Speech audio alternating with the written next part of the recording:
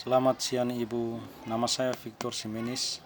Hari ini saya presentasi modul 4 mata kuliah anatomi fisiologi, topik proses pencernaan metabolisme, karbohidrat, protein, dan lemak atau lipid. Pencernaan adalah sebuah proses metabolisme, suatu memproses sebuah zat dalam rangka untuk mengubah secara kimia atau mekanik sesuatu zat menjadi nutrisi. Proses pencernaan karbohidrat dalam tubuh yang pada dasarnya dilakukan secara mekanik dan kimiawi. Pencernaan dimulai pada rongga mulut. Secara mekanik dihancurkan dengan mengunyah dan dicampur dengan amilase saliva sehingga karbohidrat berubah menjadi deskrim dan maltose. Terus pencernaan dibagi menjadi 5 proses terpisah. 1. Ingesti menaruh makanan di mulut. 2. Pencernaan mekanik. Pencernaan mekanik mastikasi penggunaan gigi untuk merobek dan menghancurkan makanan dan menyalurkan ke perut. 3. Pencernaan kimiawi. Pencernaan kimiawi penambah kimiawi asam enzim dan air untuk mencegah molekul kompleks menjadi struktur sederhana. 4. Penerapan gerakan nutrisi dari sistem pencernaan ke sistem sirkulator dan limpatik. Capler melalui osmosis, transportasi aktif dan difusi. Dan 5. Penyingkiran materi yang tidak dicerna dari traks atau pencernaan melalui defekasi. 1. Proses pencernaan karbohidrat. Proses pencernaan karbohidrat yang diperoleh dari makanan yang dikonsumsi tentunya tidak begitu saja secara langsung dapat diserap melewat dinding usus untuk selanjutnya masuk ke peredaran darah, melainkan harus dipecah terlebih dahulu menjadi penyuapan yang lebih sederhana. Di dalam mulut, makanan dikonsumsi akan terkunyah relatif lumat karbohidrat yang diperoleh berkandungan zat pati dan zat maltose, sukrose, laktose. Dengan adanya amilase atau peptialin yang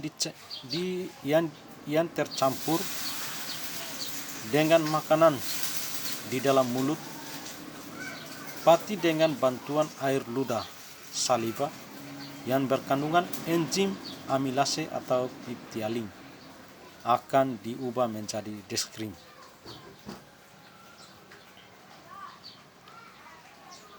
Metabolisme karbohidrat. Makanan dikunyah di dalam rongga mulut dipotong-potong dengan gigi dan dicampur dengan air liur atau saliva yang dihasilkan oleh 3 pasang kelenjar: luda glandula,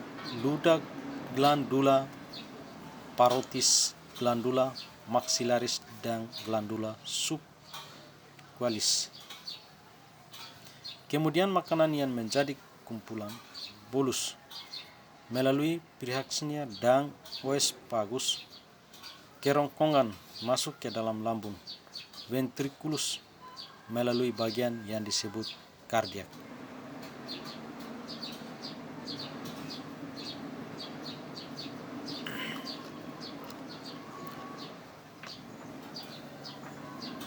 Proses pencernaan protein.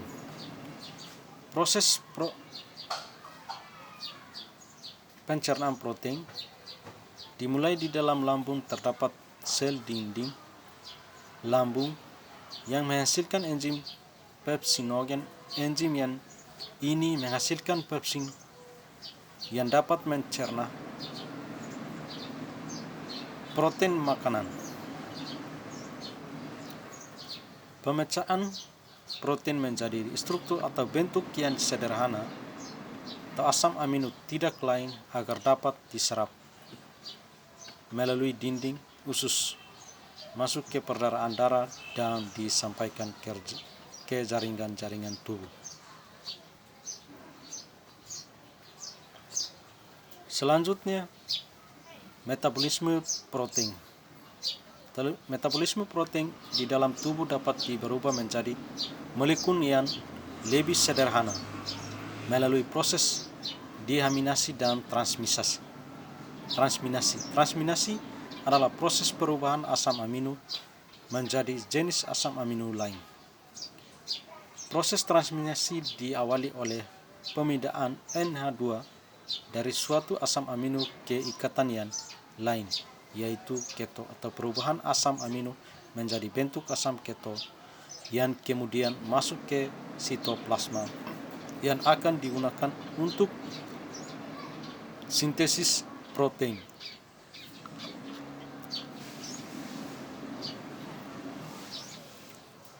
Terus proses pencernaan lipid di rongga mulut dihancurkan secara mekanik, diubah oleh HCI, lambung dan garam empedu menjadi molekul lemak diserap jonjot usus halus dan diubah menjadi gliserol dan asam lemak. Lemak yang dihasilkan dari makan yang terkunyah dalam mulut menunjukkan bentuk lemak yang satu telah teremulsikan atau emulsified, dua dimenuliskan unimulsified fat.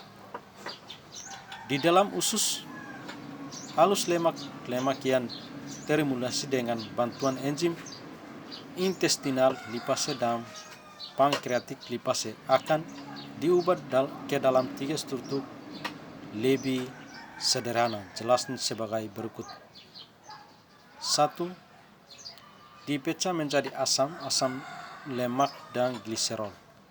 2. Dipecah menjadi monogliserida. 3. Dipecah menjadi digliserida atau trigliserida. Adapun kemampuan alat-alat pencernaan lemak dan pencernaan lemak yang terdapat dalam tubuh adalah bervariasi, sangat tergantung dari kesehatan tubuh.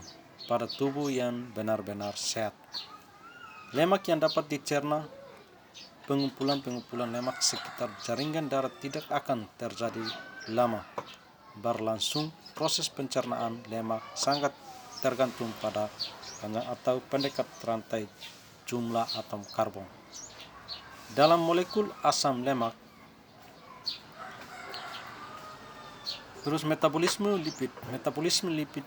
Proses metabolisme lipid dalam tubuh berfungsi untuk menghasilkan energi tubuh untuk bergerak dan memenuhi kebutuhan energi.